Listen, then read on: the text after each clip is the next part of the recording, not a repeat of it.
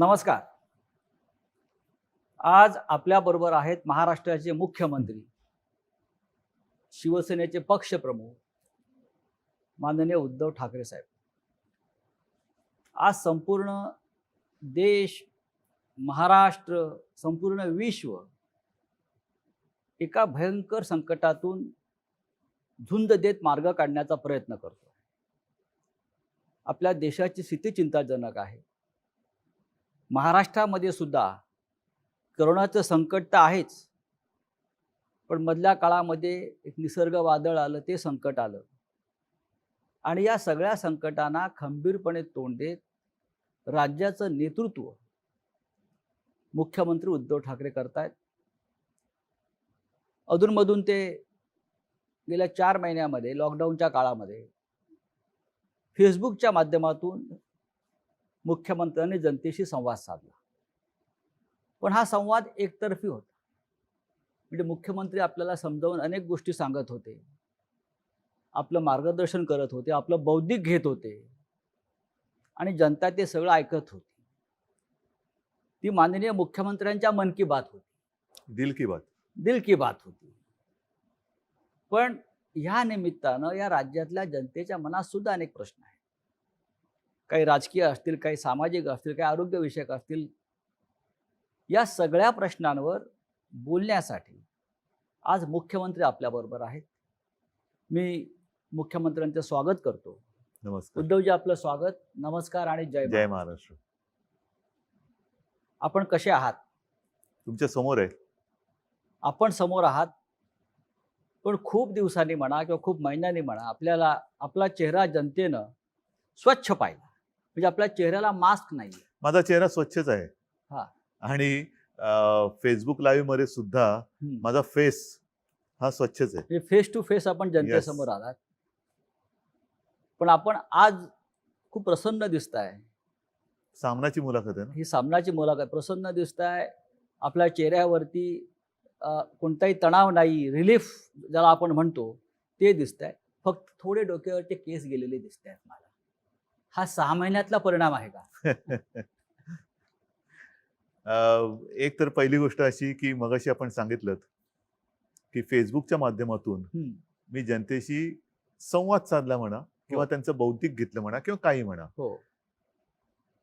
त्याला काही म्हटलं तरी मी जनतेशी नातं तुटू दिलं नाही. जनतेशी माझा संबंध दुरावू दिला नाही आणि त्यांच्यासोबत मी म्हणजे महाराष्ट्र सरकार हे खंबीरपणे खांद्याला खांदा लावून प्रत्येक संकटात प्रत्येक पावली तुमच्या सोबत आहे हे मी सांगण्याचा प्रयत्न केला. आणि मला नक्कीच एका गोष्टीचा आनंद आहे की जनता माझ्यावरती म्हणजे सरकारवरती विश्वास ठेवते आहे, सरकारचं ऐकते आहे, सहकार्य करते आहे. आणि त्याच्यामुळे तुम्ही जे आता म्हणालात की माझ्या चेहऱ्यावरती ताण तणाव नाही, जनता सोबत असल्यानंतर कोणत्याही ताण तणावाची चिंता करण्याचं कारण नाहीये. एकदा का जनता आहे, जनतेचा विश्वास आहे, तो विश्वास हा माझ्यासाठी खूप मोठं बळ देणार आहे. आणि तो विश्वास जोपर्यंत माझ्यासोबत आहे, हे बळ जोपर्यंत माझ्यासोबत आहे, तोपर्यंत मला ताण तणावाची पर्वा करण्याची आवश्यकता नाही. तेच म्हणतो की इतकं मोठं संकट असताना जगातले अनेक नेते तणावाखाली दिसत आहेत. रोज जनतेला एकच केस जे काय कमी झालेत असं वाटतं आपल्याला. एक तर बऱ्याच दिवसांतर कालच मी केस कापलेत. तोपर्यंत गेले 3-4 महिने स्वतःचे केस थोडेफार म्हणजे अनेकांनी हे राष्ट्रीय कार्य आपापल्या घरामध्ये अनेक वर्ष केलं. म्हणजे आत्मनिर्भरतेचा जो प्रधानमंत्र्यांचा संदेश आहे. नाही, मी असं नाही म्हणत. आत्मनिर्भर एवढंच. बरं. बरेच दिवस आपण जनतेच्या आरोग्याची काळजी घेत आहे. अजूनही आहे. म्हणजे आपल्याशी बोलताना सुद्धा माझ्या डोक्यामध्ये सगळे एक गोष्टी ज्या काही माहिती आतापर्यंत माझ्याकडे येते. मी अनेक मुख्यमंत्र्यांची या काळामध्ये देशभरातल्या संवाद ऐकले, भाषणं ऐकली, प्रधानमंत्र्यांचं सुद्धा ऐकली. किंबहुना आपल्याशी आपलं ऐकताना मला सारखं असं वाटायचं की जी जागतिक आरोग्य संघटना आहे, त्या जागतिक आरोग्य संघटनेला सुद्धा राज्याचे मुख्यमंत्रीच मार्गदर्शन करतायत. इतकं आपलं डॉक्टरी ज्ञान, वैद्यकीय ज्ञान आपल्या बोलण्यातून आणि एकंदरीत वर्तनातून दिसत होतं. हे डॉक्टरी ज्ञान आपल्याकडे आलं कुठून? ह्याला असं काही नेमकं उत्तर नाही. पण एक गोष्ट सांगतो, लहानपणी एक त्या काळामध्ये, आताचं नाहीये, त्या काळामध्ये एक प्रश्न नेहमी लहान मुलांना विचारला जायचं, मोठा झाल्यावर तू कोण होणार? त्यावेळेला त्या मुलांची ती इच्छा तेव्हा ते व्यक्त करायचे. अर्थात प्रत्येकजण तसं काही झालाच असेल आणि झालाच नसेल असं नाहीये. परंतु वैद्यकीय शास्त्र हा माझ्यासाठी नेहमी कुतूहलाचा आणि अभ्यासाचा विषय राहिलेला आहे.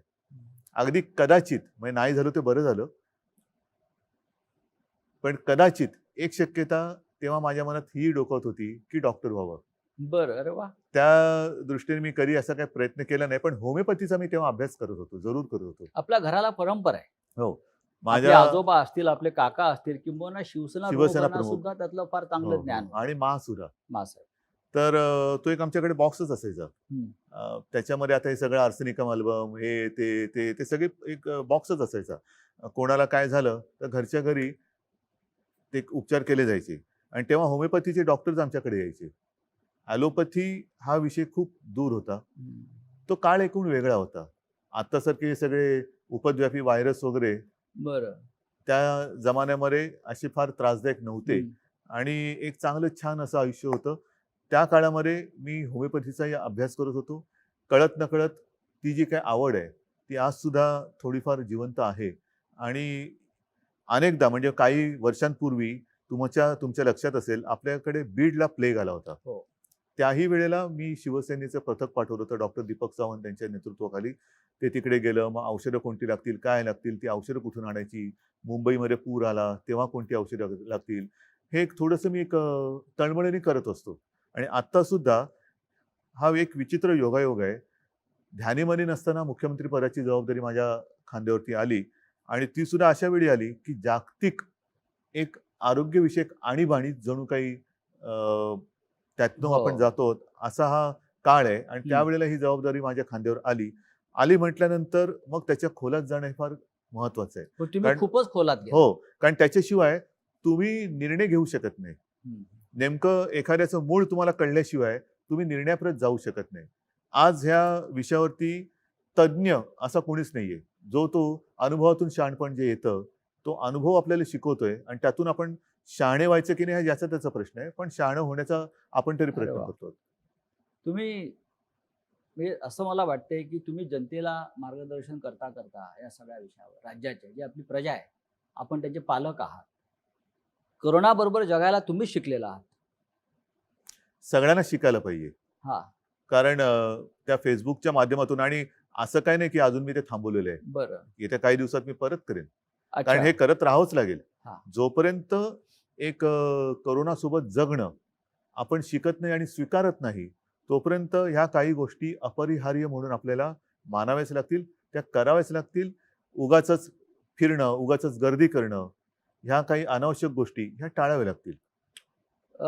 ठाकरे सरकार, आपण ठाकरे सरकारच म्हटलं पाहिजे, कारण जो असं नेतृत्व करतो त्याच्या नावानं ते सरकार ठीक आहे, ओळखलं जातं. पण ठीक आहे, मी नेतृत्व म्हणून हा एक भाग झाला. हो, हो. परंतु एक तर हे महाविकास आघाडी म्हणून 3 पक्षांचं सरकार सोबत, समर्थक आपले जे अपक्ष आहेत त्यांचं सरकार आहे. आणि त्याहीपेक्षा महत्वाचं, ज्यांनी हा प्रयत्न स्वीकारला, ज्यांनी ह्या प्रयत्नाचं स्वागत केलं, त्या मायबाप जनतेचं हे सरकार आहे. त्या सरकारला 6 महिने झाले. 6 महिने गेले फुकट. 6 महिने होऊन गेले. खरं म्हणजे एखाद्या सरकारला किंवा एखाद्या मुख्यमंत्री पदाला 1 महिना झाला तरी उत्सव साजरा करतात. सध्या उत्सवाला बंदीच आहे. बंदी आहे. आणि राज्यात व देशामध्ये अशी अनेक उदाहरणं आहेत की ज्यांना 2-4 महिनेही पंतप्रधानपदी किंवा मुख्यमंत्रीपदी राहता आलं नाही. आपण 6 महिन्याचा आपला पूर्ण झाला आणि अत्यंत व्यवस्थित तो पूर्ण झाला. हा 6 महिन्याच्या काळाकडे तुम्ही कसं पाहता? हा काळ कसा गेला? फार विचित्र पद्धतीने गेला.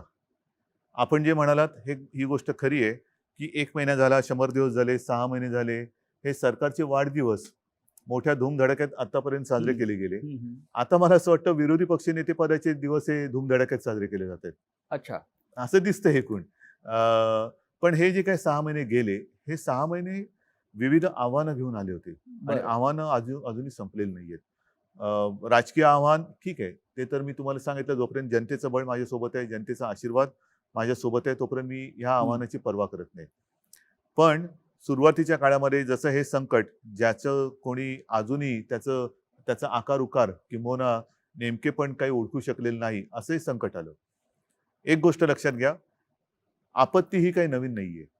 आपत्त्या ह्या येत असतात, पण त्या आपत्त्या किंवा आपत्ती कशी असते, एक भीषण पूर येतो, भीषण भूकंप होतो, फार भयानक असते ती परिस्थिती. त्याच्यामध्ये एक सुनामी येते, एका क्षणात होत्याचं नव्हतं करून जातं. कदाचित असंही होतं की काही संकट जसं हे कोरोनाचं संकट आहे, हे जर आपण खबरदारी घेतलं नाही तर झपाट्याने लोक आजारी पडतात आणि मृत्युमुखी पडतात. पण ही जी संकटं असतात, वादळ असतं, जसं निसर्ग वादळाचा उल्लेख तुम्ही केला, भूकंप असतो, हे एका क्षणात निमिषार्धात ज्याला म्हणतो ते होत्याचं नव्हतं करून टाकतात. आणि त्याच्यानंतर आपल्याला फार जिकरीने जी लोक त्याच्यामध्ये अडकली असतील त्यांना सोडवण्याचं काम करावं लागतं, त्यांचं पुनर्वसनाचं काम करावं लागतं. परंतु त्यावेळेला कसं असतं की एकदा ते होऊन गेल्यानंतर आपण तिकडे आपल्याला कळते की कुठे कुठे काय काय बिघडलेलं आहे किंवा काय. जसं आता निसर्ग चक्रीवादळ, सुदैवाने त्याच्यामध्ये आपल्याला सुरुवातीपासून जरा काळजी घेतली म्हणून प्राणहानी ही कमीत कमी आपण ठेवू शकलो. तेवढी सुद्धा होता कामा नव्हती, पण ती कमीत कमी आपण ठेवू शकलो, मर्यादित ठेवू शकलो. आता तिकडे विजेचे खांब उन्मळून पडले, झाडं वृक्ष बागा त्याचं नुकसान झालं, घरांचं नुकसान झालं, शेतीचं नुकसान झालं. ह्याची नुकसान भरपाई आता आपण करत चाललेलो आहोत. नुकसान नाही पण भरपाईमध्ये एकच सेकंद, हे जे संकट आहे करोना, हे अजूनही संपत नाहीये. म्हणजे मी फेसबुक लाईव्ह मध्ये एकदा म्हटलं होतं, सरणार कधी रण. हे रण कधी सरणार हेच कळत नाही अजूनही. कारण तुम्हाला रण मानताय. रणच आहे, रणकंदन आहे मोठं जागतिक. जसं मी मागेच म्हटलं होतं की वर्ल्ड वॉर आहे, तिसरं वॉर महायुद्ध, अगेन्स्ट व्हायरस. हे 2 महायुद्ध झाली. हे फार भयानक आहे, ज्यांनी हे खरं विश्वयुद्ध आहे, कारण त्यांनी पूर्ण जग व्यापून टाकलेलं आहे. आज सुद्धा अनेक देशांमध्ये ज्यांनी लॉकडाऊन उठवला घाई गर्दीने किंवा सगळं काही संपलं असं समजून लॉकडाऊन उठवला, ते परत लॉकडाऊन करतायत. काही ठिकाणी तर त्यांनी ऑस्ट्रेलियामध्ये वगैरे तुम्ही ऐकलं की एका विभागामध्ये त्यांनी सैन्याला पाचारण केलं. महाराष्ट्रामध्ये अशी वेळ आली होती का की तुम्हाला वाटलं की सैन्याला पाचारण करावं? महाराष्ट्रात सैन्य बोलवण्याची कधीच वेळ आलेली नव्हती.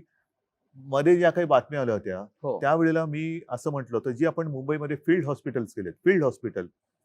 कारण संकट म्हणजे ही साथ म्हटल्यानंतर साथ असते, एका झपाट्यामध्ये ती किती जणांना कवेत घेईल हे आपण सांगू शकत नाही. त्यावेळेला तुम्ही बघाल मुंबईमध्ये बेड्सची कमतरता होती, ॲम्ब्युलन्सेस नव्हत्या, औषधोपचार नव्हते, व्हेंटिलेटर्स, ऑक्सिजन जे कॉन्सन्ट्रेटर म्हणतो ते. ह्या सगळ्याची कमी का होती? कारण आपल्याकडे जी काही आतापर्यंतची हॉस्पिटल्स आहेत तेवढीच हॉस्पिटल्स होती. आणि हे जेव्हा माझ्या लक्षात आलं, किंबहुना ज्या वेळेला मला विधानसभेचं कामकाज चालू होतं तेव्हा अधिवेशन, तेव्हा पहिल्यांदा आपल्याकडे मार्चमध्ये महाराष्ट्रात पहिले रुग्ण सापडले. ती तीव्रता हळूहळू वाढत आपल्याला अधिवेशन सुद्धा 1 आठवडा कमी करावं लागलं. आणि तेव्हा जेव्हा पहिल्यांदा ब्रीफिंग झालं की ही अशी अशी परिस्थिती आहे, तेव्हाच मी सांगितलं होतं की आपल्याला युद्ध पातळीवरती फील्ड हॉस्पिटल्स उभी करावी लागतील. आणि त्यावेळेला जर गरज लागली तर मिलिटरीच्या तंत्रज्ञानाचा उपयोग करून घ्या. कसे ते पटकन तिकडे करतात. एक गोष्ट आणखीन तुम्हाला सांगतो की याही बाबतीत आपल्याला लष्कराची मदत लागली नाही. आपण इथल्या इथे मला त्या गोष्टीचा एक अभिमान आहे की आपल्या ही प्रशासनाची टीम ही त्यांना जे आपण काही सांगू ते तत्परतेने काम करतायत. आणि म्हणूनच चीननी 15 दिवसात इन्फेक्शन हॉस्पिटल उभं केलं, आपणही 15 ते 20 दिवसात हे हॉस्पिटल उभं केलं आणि आणखीन या सुविधा वाढवतोय. या काळामध्ये आपण मगाशी प्रशासनाचा उल्लेख केला, ते उत्तम काम करते. या काळामध्ये 6 महिन्यामध्ये आपण मंत्रालयामध्ये कमीत कमी केलात असा आपल्यावरती एक सतत आरोप होतो. ठीक आहे ना, मंत्रालय आता बंद आहे. मंत्रालयामध्ये कमीत कमी जाणं, एकूणच मी आता त्या विषयावरती बोलतो की आता तंत्रज्ञान एवढं प्रगत झालेलं आहे. त्या तंत्रज्ञानाचा जर का तुम्ही उपयोग करू शकणार नसाल तर तुमच्यासारखे दुर्भागी तुम्हीच. आता तंत्रज्ञानाचा माध्यमातून जसं आता आपली मुलाखत संपल्यानंतर मी अगदी घरी जाऊनच मुद्दामून सांगतो, घरी जाऊन माझ्या मुंबईतल्या महापालिका जे काही आपले आयुक्त आहेत, नुसते महापालिका एकटे नाही, सह आयुक्त उपआयुक्त ह्यांची मी एक बैठक घेणार आहे. हे रोजचं चाललंय. काल तर मी मराठवाड्यातल्या सर्व आमदारांची एक विदर्भाच्या काल माझ्या शिवसेनेच्या जिल्हा प्रमुखांची एक बैठक झाली, व्हिडिओ कॉन्फरन्स. परवा तिन्ही पक्षाच्या विदर्भाच्या आमदारांची एक व्हिडिओ कॉन्फरन्स झाली. म्हणजे मी घरात बसून सगळीकडे जाऊ शकतोय. एका वेळेला मी पूर्ण राज्य कव्हर करतोय आणि निर्णय घेतोय. करोनाशी लढण्यासाठी सरकारने योजना तर भरपूर केल्या एक गोष्ट आणखी लक्षात हा. घ्या, फिरणं आवश्यक आहे मी नाही म्हणत नाहीये, पण जेव्हा तुम्ही फिरता तेव्हा एकाच ठिकाणी जाता. हो. पण ज्या वेळेला तुम्ही व्हिडिओ कॉन्फरन्सचा उपयोग करता तेव्हा तुम्ही सर्व ठिकाणी जाता. प्रवासाचा वेळ वाचतो, प्रवासाचा वेळ वाचतो. त्यानंतर यंत्रणा जी मग आता मी लावली म्हणतो जाते. विमानाने कशाला जाता, बैलगाडीतून का नाही जात? हम्म. बैलगाडीतून जा, पायी चालत जा. तंत्रज्ञानाचा उपयोग जर करणार नसाल तर मग त्या तंत्रज्ञानाचा शोध लावता ह्या नसाल. तंत्रज्ञानामध्ये तुम्ही अधिकाऱ्यांशी संवाद साधू शकता, पण जनतेशी संवाद कमी होतो असा साधारण एक आक्षेप आहे. आता सध्या तर आपली परिस्थिती लॉकडाऊनचीच आहे. होय. सभा समारंभानं तर बंदीच आहे. हो. जनतेला त्याच्यासाठी बोलवणं म्हणजे आपला नियम आपणच तोडणं. बरोबर आहे. आपला नियम. आणि परत हम्म. आपण आता जसं आपण सुरक्षित अंतरावरती बसलेलो आहेत, मी मुख्यमंत्री आहे, माझ्या आजूबाजूला कोणी येणार नाही, पण माझ्या समोर माझी जनता बसली, तिचं काय? ती जर का दाटीवाटीने बसली तर मी संवाद साधला, पण त्याच्यानंतर माझे जनता जे आहेत ते आजारी पडले तर त्या संवादाचा उपयोग पण काय? तुम्ही नियमाचं पालन करताय. नियमाचं पालन जर मी नाही केलं तर जनता का करेल? नियमाचं पालन जर मी नाही केलं मग ते सांगतील ना, लोका सांगे ब्रह्मज्ञान स्वतः कोरडे पाषाण.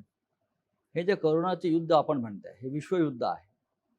प्रधानमंत्री जे आपले मोदी जे आहेत त्यांनी सुरुवातीला सांगितलं होतं की हे महाभारताचं युद्ध आहे. महाभारताचं युद्ध हे 14 दिवस चाललं आणि करोनाचं युद्ध आपण 21 दिवसात संपवू. नाही, पण कठीण हे होतं. युद्ध 21 दिवसात संपलं नाही, किंबहुना ते वाढत चाललेलं आहे. जोपर्यंत आपण करोनासोबत नीट जगणं स्वीकारत नाही, आता स्वीकारतात लोक. त्याच्यामध्ये महत्वाचा मुद्दा जसं तोंडावर मास्क, आता आपण अंतर ठेवून बसलो, नाही तर मी लोक परत याच्यावरती टीका करतील की नियमाचं पालन करताय हो. तुम्ही म्हणताय, पण आता तुमच्या तोंडावरती मास्क नाही. आपल्या आजूबाजूला कोणी नाहीये, हे मुद्दामून मी उल्लेख करतोय. आपल्यात सुद्धा अंतर आहे. 6 फुटाचं. आणि मोठी मोकळी ही आहे. जागा आहे, अन्यथा आपण बंद खोलीमध्ये हो. नेहमी मुलाखत घेतो. तर म्हणून मी सांगतो की जोपर्यंत तुम्ही सार्वजनिक ठिकाणी गर्दी करत नाहीत, तोंडावरती मास्क लावून फिरताय, त्याच्यानंतर तोंडाला हात लावत नाही, हात सतत धुताय, हे जे आहे हे एकमेकाला हे करोनासोबत जगणं. बरं. म्हणजे जर माझ्या बाजूला कोणी असेल आणि तो आनंद होता, माझी पण चूक होणार, पण तेव्हा तुम्ही मला सांगायला पाहिजे की जरा प्लीज असं करू नका. हे जे आहे ना, हे मी म्हणतोय करोनासोबत जगणं. या काळामध्ये आपण या युद्धाशी लढण्यासाठी जेव्हा युद्ध होतं तेव्हा आपण रणगाड्या आणतो, क्षेपणास्त्र आणतो, बंदुकांचे दारू आणतो, सैन्य भरती करतो. ही युद्धाची आयुधं आहेत. आणि आपण जेव्हा युद्ध केलं, महाराष्ट्रात सुरू केलं, तेव्हा आपण मोठ्या प्रमाणामध्ये ICU, व्हेंटिलेटर्स, बेड, औषधं हा साठा केला. हे आरोग्यविषयक युद्ध आहे. पण इतक्या मोठ्या प्रमाणामध्ये इन्फ्रास्ट्रक्चर उभं करून सुद्धा लोकांच्या सातत्याने तक्रारी कमी आता झाल्या नाही नाहीत. येते. किंबहुना कोविड सेंटरमध्ये बेड नाही नाही, असं होत नाहीये. किंवा गेल्यावरती आम्हाला उपचार मिळत नाही. सांगतो, अशा प्रकारे सुद्धा काही तक्रारी तुम्ही इतकं प्रचंड काम केल्यावर सुद्धा जेव्हा आल्या, तेव्हा मुख्यमंत्री म्हणून आपलं काय भावना राहिल्या? नाही भावना, इथे मी भावना वगैरे माझ्या पाळत नाहीये. हा. मला काम करायचंय आणि जनतेला वाचवायचंय. जी तुम्ही गोष्ट म्हणताय ही सुरुवातीला मुंबईत होती, जे मी तुम्हाला सांगितलं. प्रामाणिकपणाने आपण कबूल केलं पाहिजे की ह्या व्हायरसचा प्रादुर्भाव, साथीचा प्रसार आणि आपल्याकडच्या सुविधा ह्याचा जी उपलब्ध होती हे विषम प्रमाण होतं. आता मुंबईत आपण अजूनही वाढवतो आहोत, परंतु आता हा व्हायरस ग्रामीण भागात पसरायला लागलेला आहे, इतर शहरात पसरतोय. त्या शहरांमध्ये आणि त्या ग्रामीण भागामध्ये जिथे या सुविधा अजूनही उपलब्ध आपण करू शकलेल्या नाहीत किंवा ज्या सुविधा आता बनतायत, तोपर्यंत तिथे ही तक्रार थोडीफार राहणार. आणि त्याच्यासाठी सर्व जिल्हाधिकाऱ्यांना माझ्या सूचना आहेत की जिथे जिथे तुम्हाला आवश्यकता असेल तिथे तिथे तात्काळ या सुविधा निर्माण करा. पण मुंबईत ज्या वेळेला आपण या सुविधा केल्या तेव्हा पावसाळा नव्हता, म्हणून आपण मोकळ्या मैदानात त्या सुविधा बिना कोणत्या अडचणीच्या आपण तयार करू शकलो. BKC मध्ये सगळ्यात मोठे इस्पितळ आपण उभं हो, केलं. गोरेगावचं नेस्को गोरेगावचं. त्याच्याहून मोठं आहे. त्याच्यानंतर वरळीला डोम आहे, आता रेस्कोर्सला करतोय, मुलुंड चेक नाका आहे, दहिसर आहे. या सगळीकडे आपण का करू शकलो? कारण तिकडे आपण त्या काळाचा फायदा घेतला. कारण मुंबईमध्ये आपल्या आधी सुरुवात झाली होती या साथीची. आता काय होते, आता गावामध्ये किंवा इतर शहरांमध्ये पाऊस आता लागलेला आहे, त्याच्यामुळे अशी मैदानं तुम्हाला मिळणार नाही. बरं, या मैदानात सुद्धा नुसते आपण तंबू नाही टाकले, तिथे सुद्धा टॉयलेटची सोय ही परमनंट, म्हणजे त्याच्यासाठी सुद्धा सिवेज लाईन वगैरे टाकून घेतली, पाण्याची लाईन टाकली, म्हणजे कुठेही नंतर त्रास होता कामा नये ह्याची खबरदारी घेऊन या सुविधा तयार केल्या. आता गावागावात किंबहुना इतर शहरांमध्ये आपल्याला जे मोठे हॉल असतील किंवा काही ठिकाणी गोडाऊन्स असतील जे कव्हर्ड आहेत ऑलरेडी, अशा ठिकाणी आपल्याला ह्या कराव्या लागतात.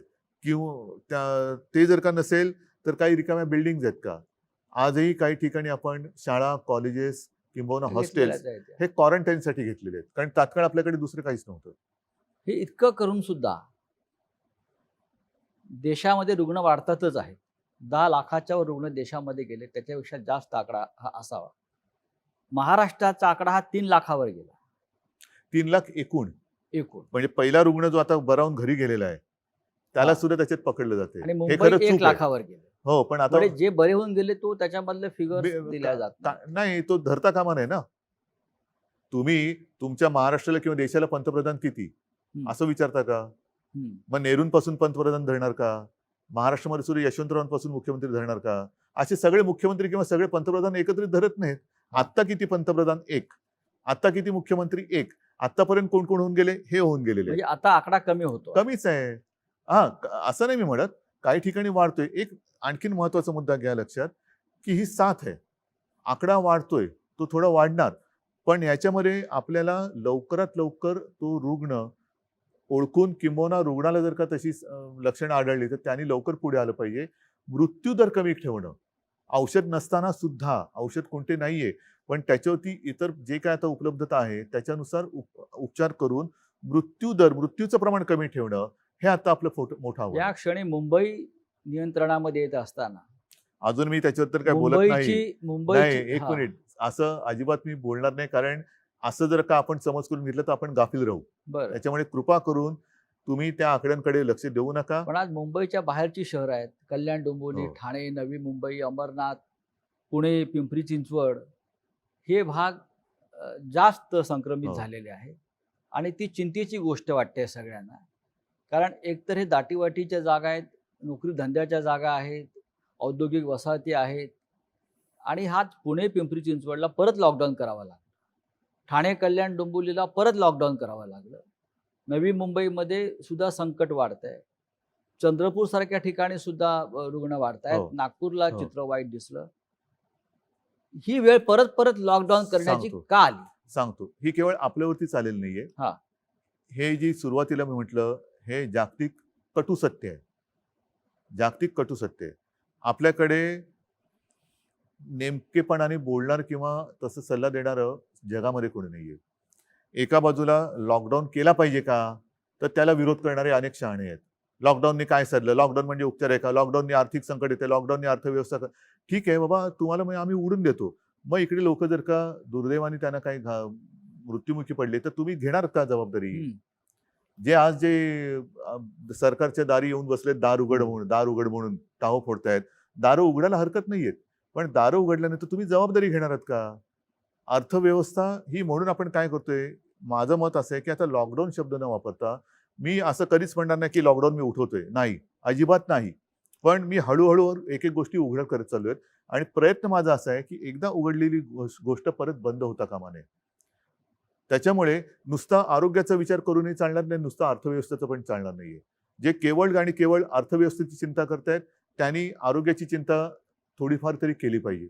आणि जे केवळ आणि केवळ आरोग्याची चिंता करतात ते आजच्या घडीला ते सत्य असलं तरी थोडीफार आर्थिक चिंता पण केली पाहिजे. आणि ह्याचं तारतम्य ठेवून, ही तारेवरची कसरत आहे. करोना बरोबर जगायला शिकायचं म्हणजे तारेवरची कसरत करायला शिकलं पाहिजे. आणि दुसरा महत्वाचा मुद्दा, मुंबईच्या आसपासच्या परिसरात जो काही थोडा प्रादुर्भाव वाढतोय, या व्हायरसचा एक वागणुकीचा तुम्ही जर का हे बघितला आलेख, तर हा व्हायरस गुणाकार करत जातो. आणि जिथे पहिली सुरुवात होते तिथे सुरुवातीला तो पीकवरती जातो, शिखरावर जातो, आणि मग तो फ्लॅट होऊन मग कमी येतो. जिथे उशिरा होतं तिकडे तो उशिरावर पीकवर जातो. ह्या परिसरामध्ये जिथे उशिरा सुरू झालेला आहे तिथे तो पीकवरती उशिरा चाललेला आहे. त्याच्यामुळे हा परिसर आणि ही शहरं ही कालांतराने बाहेर पडतील. तुम्हाला कोरोनावर डॉक्टरेट मिळाली पाहिजे, रिसर्च. तेवढा अभ्यास नाही केला तर मी मुख्यमंत्री म्हणून काय या करू? राज्यात, देशातल्या मुख्यमंत्र्यांमध्ये कोरोनावरती इतका खोलवर अभ्यास करणारा आपण एकमेव मला मुख्यमंत्री मी दिसतो. नुसता मी फिरत नाही, घरी बसतो म्हणून अभ्यास होतो. पण अभ्यास न करता फिरणं आणि न फिरता अभ्यास करणं, तुम्हाला काय पाहिजे तुम्ही ठरवा. विरोधी पक्षनेते फार फिरायला लागले मी नाही बोलत काही. आणि आपले विरोधी पक्षनेते देवेंद्र फडणवीस हे काल दिल्लीत होते 2 दिवसापूर्वी तिथली कोरोनाची परिस्थिती बघत होती आणि परिस्थिती. त्यांचं असं म्हणणं आहे पण दिल्लीत तिथल्या जाऊन. परिस्थितीबद्दल काय बोलले नाहीत ते. अच्छा, नाही म्हणजे मी काय तिथे जाऊन दिल्लीत जाऊन विरोधी पक्षनेते महाराष्ट्राच्या भयावह परिस्थितीविषयी बोललेले आहेत. ह्याचं कारण का, की त्यांनी त्यांचा जो फंड आहे तो महाराष्ट्राचा फंड दिल्लीत दिला म्हणून सगळ्या गोष्टी ते दिल्लीत जाऊन करतात. हे तुमचं म्हणणं जरी मी खरं मानलं किंवा राज्य खरं मानत असेल त्याच्यावरती खूप टीका सुद्धा झाली, पण राज्यातल्या परिस्थितीचे भयावह परिस्थितीचे अपडेट्स त्यांनी प्रधानमंत्र्यांना भेटून देणं कितपत योग्य आहे? खरं म्हणजे ही चर्चा मुख्यमंत्र्यांनी करायला हवी. मी अशा कोण काय म्हणते याच्याकडे लक्ष देत नाही. मी पुन्हा पुन्हा सांगतोय, मी माझ्या कामाशी प्रामाणिक आहे. माझ्यावरती माझ्या जनतेचा विश्वास आहे. तोपर्यंत हे तर ठीक आहे, हे बोलतील आणि कदाचित त्यांची पोटदुखी अशी असेल की कुठेही न जाता, कुठेही न फिरता ज्या एका संस्थेने, ती संस्था कोणती मी अजून बघितलेली नाहीये, देशातल्या सर्वोत्तम मुख्यमंत्र्यांमध्ये महाराष्ट्राच्या मुख्यमंत्र्यांची होय. निवड केली. ही सुद्धा पोटदुखी असू शकेल, कारण कोरोनाची लक्षणं वेगवेगळी आहेत. अच्छा, पोटदुखी एक लक्षण आहे. नाही, वेगवेगळी आहेत. आता तर कारण म्हणतात सर्दी, तुमच्या खोकला, ताप हे आहे. सर्दी, खोकला, ताप, चव जाणे, म्हणजे चव वास गेलेली जाणे, आहे. अंगावरती रॅश येणे, काही जणांची बोटं काळी निळी पडतात. त्याच्यामध्ये आता नवीन लक्षणं ही पोटदुखी आहे. पोटदुखी तर असूच शकते. अच्छा, मग हे पोटदुखीतून आलेलं आहे. म्हणजे नाही, आता थोडंसं मी गांभीर्याने सांगतोय बरं. की म्हणजे खरंच सांगतोय, ही मस्करी नाहीये. आपल्यामध्ये एखादा अनपेक्षित काहीतरी बदल झालाय किंवा अनपेक्षित आपल्याला आपल्याबद्दल काही लक्षात आले, तर तेही कोरोनाचं लक्षण असू शकतं, असा एक अभ्यास आहे. अरे वा. त्याच्यामुळे असं जर का कोणाला काही लक्षण विचित्र, कारण वास जाणं, चव जाणं, आपण सगळीकडे होर्डिंग्ज लावलेत की शिंकताना, खोकताना तोंडावरती रुमाल ठेवा, इकडे इकडे थुंकू नका. प्रत्यक्षात सर्दी खोकल्याची साथ तशी मोठ्या प्रमाणात नाही आली. ताप येणं आहे, काही जणांची चव जाते, वास जातो, किंबहुना बोटं हिरवी निळी किंवा काळी निळी पडतात.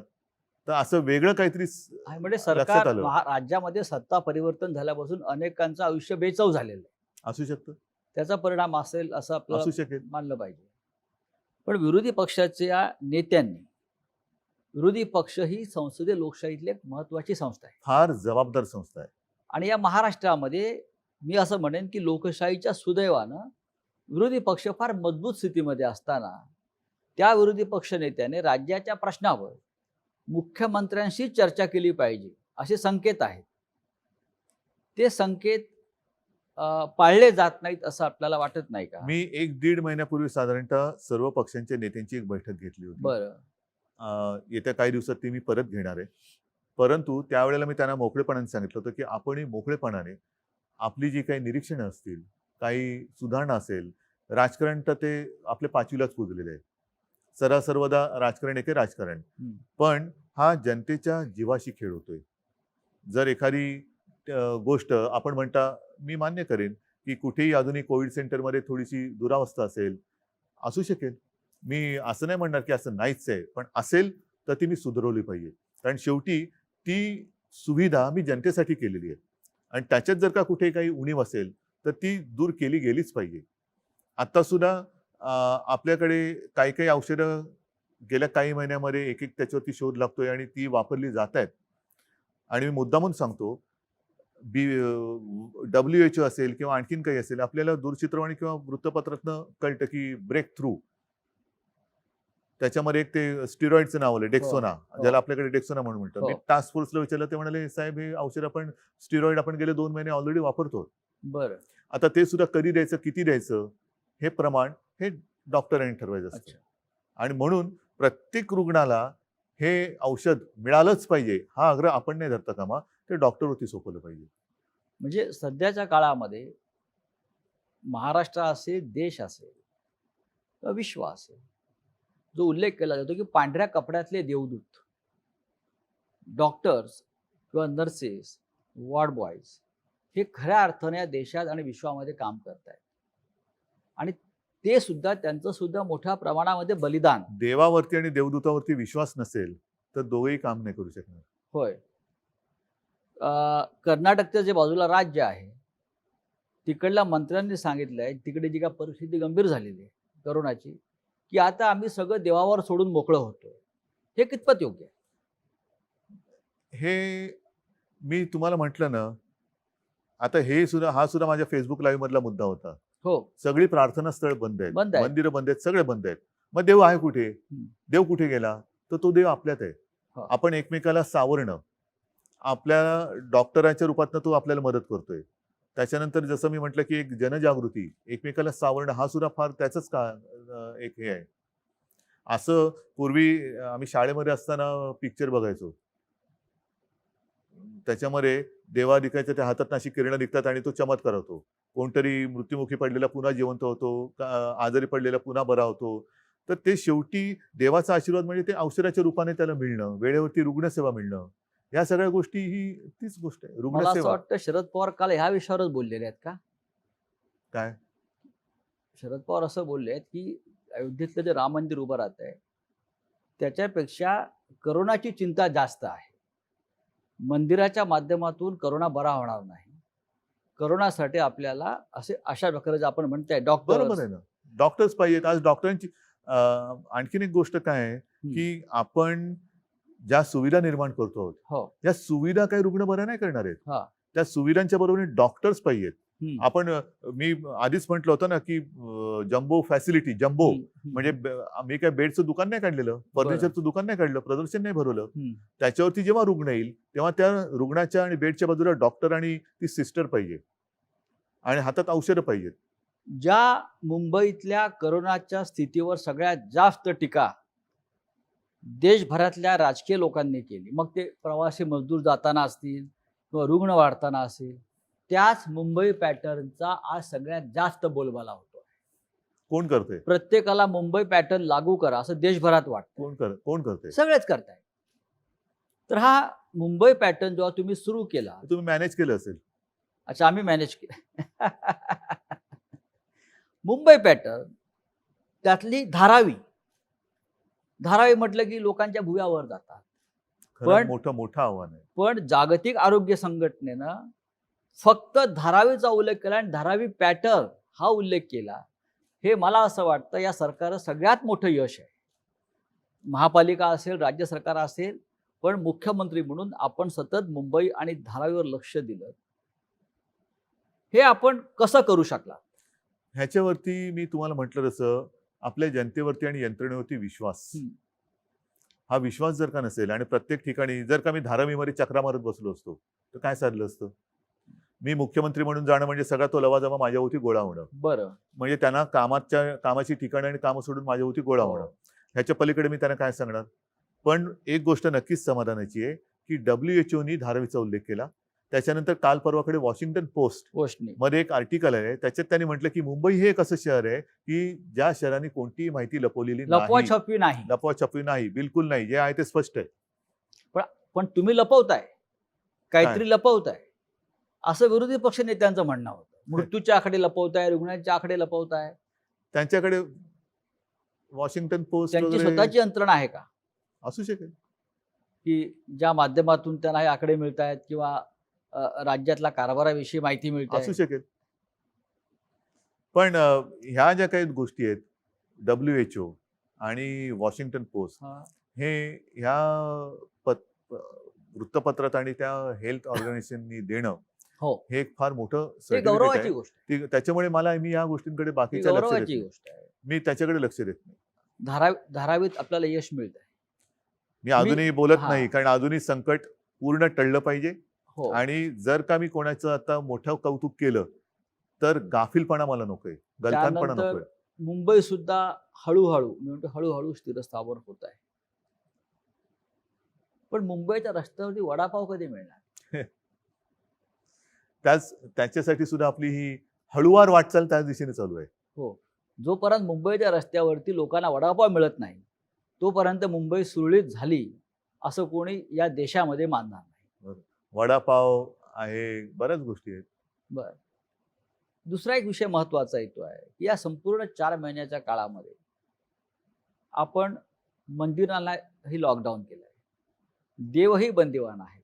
देव आपलेच आहेत. मंदिराची टाळी कधी उघडणार? देव म्हणतात मी तुमच्यात आहे बरं.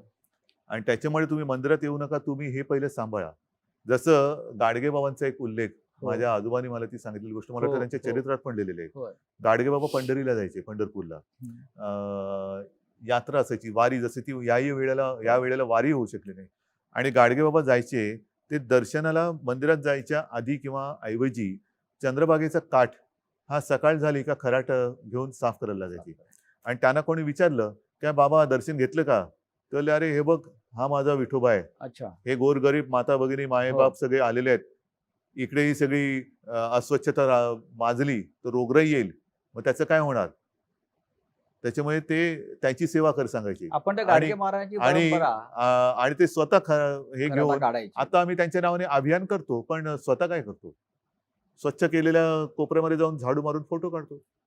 गाडगे महाराजांची परंपरा महाराष्ट्राला जशी लाभली आहे, तशी ठाकरे कुटुंबाला आहे ना, आजोबांनी हो, हो. प्रबोधनकारांपासून किंवा त्याच्यामुळे माणसाचा काही देव गोष्टी त्यांनी पाहिला. या माझ्या आजोबांकडनं त्यावेळेला मी त्यांच्या आठवणीच्या स्वरूपात ऐकलेल्या आहेत. आता महाराष्ट्रामध्ये अनलॉक 2 सुरू आहे. अनलॉक शब्द सोडा, अनलॉक लॉक ज्याला तुम्ही पुनश्च हरिओम म्हणता. पुनश्च हरिओम म्हणतोय किंवा मिशन बिगिन अगेन. होय. ते करताना नीट तो समजून घ्यायला पाहिजे विषय, की लॉकडाऊन हा केलेला आहेच. लॉकडाऊन आहेच. त्याच्यामुळे ह्याच्यानंतर काय होणार, त्याच्यानंतर काय, लॉकडाऊन आहेच. पण आपण एक एक गोष्टी सोडवत चाललेलो आहोत. त्यातनं हळूहळू एक एक गोष्टी बाहेर काढतोय. नाहीतर काय होईल, lockdown 1, lockdown unlock 1, lockdown 2, unlock 2, lockdown 2, ह्या गोष्टी खेळत तांत्रिक गोष्टी आहेत. नाही. म्हणजे तुम्ही घाईघाईने एखादी लॉकडाऊन केला, तेही चूक आहे.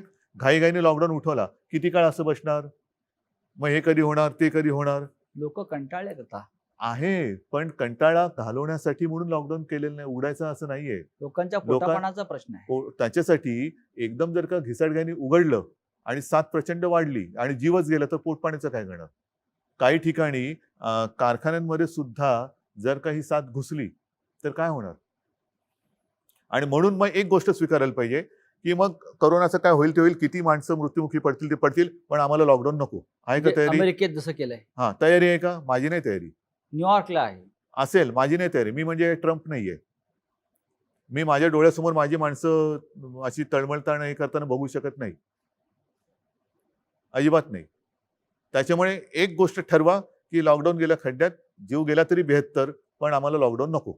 रेल्वे सुरू होत नाही अद्याप. लोकांनी प्रवास कसा करायचा? म्हणूनच मी म्हणतो ना, की एकदा काहीतरी ठरवा, इस्पार या उसपार. आणि जर का दोन्ही सांभाळायचं असेल तर मी म्हटलं तसं रेल्वे रुळावरनच चालली पाहिजे. तशी ती तारेवरची कसरत आहे. तारेवरची कसरत आहे. तुम्ही रेल्वे सुरू करणार की नाही असा प्रश्न आहे माझा. नाही, बंद करण्यासाठी आम्ही काय केलं? रेल्वे ही मुंबईची लाईफलाईन आहे. जोपर्यंत लाईफलाईन रेल्वे सुरू करूया, वडापाव सुरू करूया, सगळं सुरू करूया, पण एकदा काहीतरी एक टोक स्वीकारा. घाई गडबडीने घिसाडघाईने तुम्हाला हे करायचंय आणि मग काय आपल्या घरात कुटुंब याच्यामध्ये आजारी पडतात आणि काही मृत्युमुखी पडतात. मग कुटुंब मृत्युमुखी पडल्यानंतर घराला जे टाळं लागेल ते लॉकडाऊन कोण उघडणार? घराचं जो काय लॉकडाऊन होईल, कुटुंब जर का याच्यात गेलं तर त्या घराचं टाळं कोण उघडणार? आणि म्हणून ते टाळं नको असेल तर या गोष्टी टाळा. शिक्षणाचा पूर्ण बट्टाबोळ झालाय जगभरात.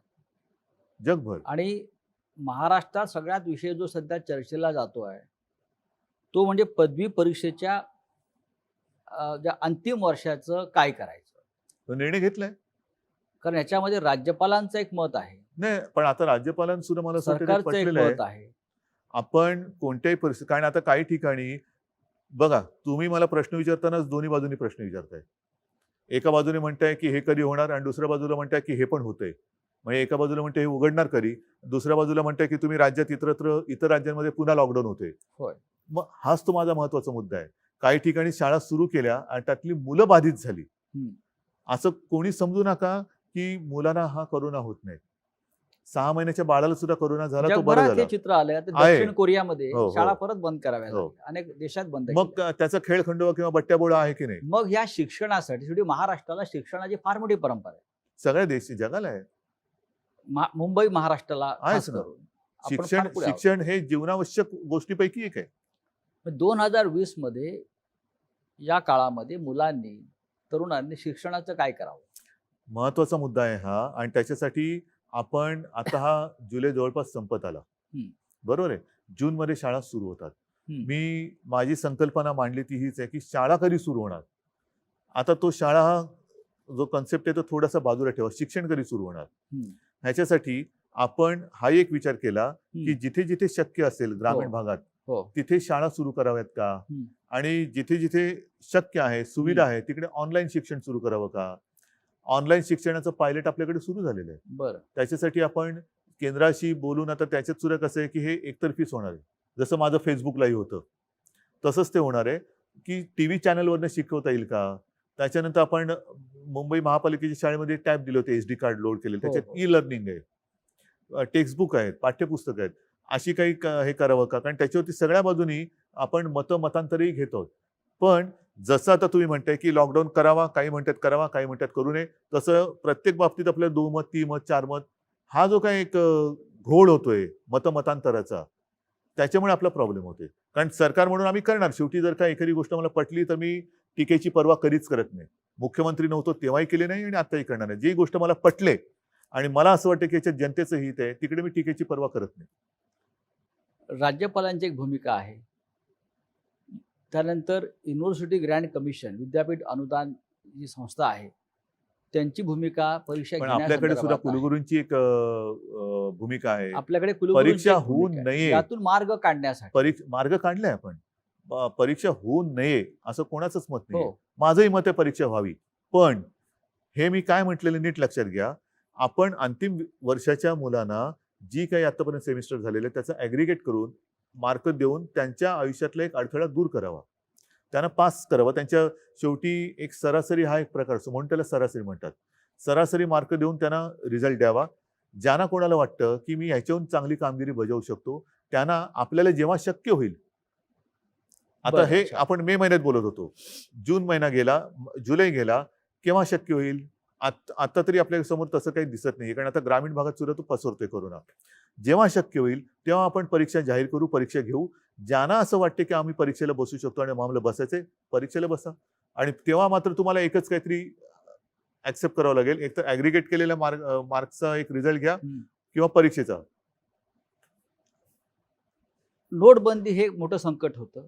त्यात हजारो लाखो लोक बेरोजगार झाले आणि त्याचे परिणाम देश आजही भोगतोय. विशेषतः याचा सगळ्यात जास्त फटका औद्योगिक राज्य असल्यामुळे महाराष्ट्राला बसला, त्याच्यावरती जास्त कोण बोलत नाहीये. आता पुन्हा कोरोनाचाच फटका औद्योगिक दृष्ट्या म्हणाल तर आपल्याच राज्याला बसतोय. आपल्या राज्यामध्ये पण एक संकट हे शेवटी संकटात सुद्धा प्रकार आहेत, मानवी आणि अमानवी. मानवी असो किंवा अमानवी असो, ते कोणालाच मानवत नाहीत. त्याच्यामुळे संकट हे संकट असतं. आताचं संकट हे अमानवी आहे आणि हे आपल्या हातात नाहीये. हे संकट, हा व्हायरस जो आला तोच मुळातून बाहेरून आलेला आहे. यातून मार्ग कसा काढणार. हजारो लाखो लोक जे मार्ग बेरोजगार ह्याच्यातून मुंबई महाराष्ट्र, मला असं वाटतं ह्याच्यातून मार्ग काढण्यासाठी पूर्ण जग धडपडतं आहे. आणि आता सुद्धा प्रसारमाध्यमातून ज्या बातम्या आपल्या समोर येत आहेत त्या आशादायक आहेत. याच्यावरती वॅक्सिन जवळ आपण गेलेलो आहोत, पोहोचतो आहोत. काल सुद्धा माझी काही जणांशी चर्चा झाली. येत्या काही महिन्यात कारण या वॅक्सिनची ट्रायल सुरू झालेली आहे. आता प्राण्यांवरती होते, एक ठराविक ग्रुपवरती होते, त्याच्यानंतर ती मोठ्या प्रमाणावरती होईल. असं करून आता तर बातमी की ऑगस्टमध्ये आलं तर आनंद आहे. पण साधारणतः या वर्षाच्या अखेरीपर्यंत आपल्या देशामध्ये वॅक्सिन तयार होऊ शकतं असं चित्र आहे. शेतकऱ्यांचे प्रश्न नव्याने उफाळून येतील. सगळ्यांचेच आहेत. आता आजपासूनच महाराष्ट्रामध्ये दूध उत्पादक शेतकऱ्यांचं आंदोलन सुरू झालंय. त्यांच्या दुधाला भाव वाढवून हवा. कोणाला भाव मिळतोय नीट? कोणालाच भाव मिळत नाहीये. त्याच्यामुळे हे संकट हे सर्वव्यापी आहे. त्याच्यामुळे कोणत्या एका वर्गावरती किंवा एका क्षेत्रावरती संकट आहे असं मानणं चूक आहे. आणि शेवटी सगळीच लोक जर का अन्याय होतो म्हणून बाहेर पडली तर मग माझं तेच म्हणणं आहे, मग एक तर तुम्ही एक काहीतरी स्वीकारा की जे काय होईल ते होईल, आणि नाही तर आम्ही सुरक्षित राहून व्यवस्थित शांतपणाने विचार करून ह्या संकटाला परतू. हा एक मार्ग आहे. नाही तर जे काय होईल ते होईल, मारतो उडी आम्ही. कारण खाजगी कंपन्या, खाजगी उद्योग यांनी तर नोकर कपात मोठ्या प्रमाणात सुरू केली. पण शासनामध्ये सुद्धा एस टी मधून 4000 लोक कमी केले. रेल्वेतून माणसं कमी केली जात आहेत, विमान कंपन्या, ह्या सगळ्या पब्लिक सेक्टरमधून जर अशा प्रकारे नोकर नाही, कपात सुरू राहिली ह्याच्यावरती तर खूप मोठा सामाजिक प्रश्न निर्माण होऊ निर्माण शकतो होईल. होऊ शकतो. आणि ह्याच्यासाठी मला असं वाटतं वेगळी केवळ अट्टहासापायी आपली मतं मांडण्यापेक्षा एक जर का सगळेजण एक दिलाने एकत्र आले तर ह्यातनं मार्ग नक्की निघू शकतो. तसा मार्ग काढण्याचा माझा प्रयत्न आहे. परंतु तुम्ही हे करताय म्हणून माझा त्याला विरोध आहे, ही जर भूमिका घेऊन कोण येणार असेल तर त्यातनं मार्ग नाही निघू शकत. ही परिस्थिती सगळ्यांना सारखी आहे. फटका कमी जास्त प्रमाणात सगळ्यांना पडलेला आहे, पडणार आहे. याहीपेक्षा मोठं जे काही संकट आहे हे येत्या काळामध्ये कदाचित येऊ शकतं. पण सगळ्यांनी मिळून एकदिलाने जर संकटाचा सामना करायचा आहे म्हणून आले एकत्र आणि मार्ग काढायचा म्हटला तरच मार्ग निघू शकतो. याच्यामध्ये केंद्र राज्याला काय मदत करू शकेल? केंद्र आणि राज्य, केंद्राने आता मध्ये वेळोवेळी पंतप्रधान व्हिडिओ कॉन्फरन्सच्या माध्यमातून एक बैठक घेत असतात आणि ज्या काही गोष्टी कोरोनाच्या बाबतीत त्यांच्याकडे आपण मांडतो तशी त्यांची त्या बाबतीत मदत होते. आपल्याला जी 38,000 कोटीची मदत त्यांनी द्यायचं कबूल केलं होतं, ते पैसे राज्याला मिळाले का? येत आहेत हळूहळू. हळूहळू येत आहेत. म्हणजे लॉकडाऊन जसा हळूहळू उठतोय तसे ते पैसे हळूहळू येत आहेत. सगळ्यांचंच उत्पन्न घटलेलं आहे. दूध उत्पादकांचं घटलेलं आहे, शेतकऱ्याचं घटलेलं आहे, जो काय आपला नोकरदार वर्ग आहे त्याचं घटलेलं आहे, म्हणजेच सरकारचं पण घटलेलं आहे. मग राज्य सरकार जे एक महत्त्वाचं आहे, महाराष्ट्राचं राज्य महसूल वाढवण्यासाठी, त्याशिवाय हे राज्य चालू शकत नाही. कोणाकडनं वसूल करणार? कर्मचाऱ्यांचे पगार द्यायला आपल्याकडे पैसे नाहीत असं आपले मंत्री म्हणतात. मान्य मला, पण शेवटी महसूल वाढवण्यासाठी आपण काय उपाययोजना करणार? उपाययोजनासाठी आपण एक गोष्टी ज्या आहेत, मी तुम्हाला म्हटलं ना, पटकन हो. पी हळद आणि हो गोरी असा उपाय कोणाकडेच नाहीये. आणि तसा जर का उपाय असता तरी संकट त्याला का म्हणायचं? संकट म्हणतोय यावेळेला, आपत्ती म्हणतोय. आता सुद्धा आपल्या देशात आणि आपल्या राज्यात महाराष्ट्राने तो जो काही एपिडेमिक ऍक्ट होता 100 वर्षापूर्वीचा, म्हणजे इंग्रजांच्या काळातला, तो 100 वर्षानंतर पुन्हा त्याचं पुनरुज्जीवन प्लेगच्या वेळेतला पुनरुज्जीवित का केला? म्हणजे तशी एपिडेमिक, तशी परिस्थिती निर्माण झाली. केंद्राने त्याच्याहून थोडासा एक पाऊल पुढे टाकून थोडा आणखीन कडक डिझास्टर ऍक्ट जो केलेला आहे तो का करावा लागला? ह्याचं कारण तसं डिझास्टर आहे, आपत्ती आहे. ती जर नसती तर आता सुद्धा आपण जिथे बसलो ते इकडे तिकडे लोक आपल्याला दिसली असती. मुख्यमंत्री उद्धव ठाकरे यांच्याबरोबरच्या या गप्पा अशाच पुढे चालू राहतील. पहिल्या भागामध्ये मुख्यमंत्र्यांनी करोनापासून ते राजकारणापर्यंत अनेक विषयांवर आपल्याशी दिलखुलास चर्चा केली.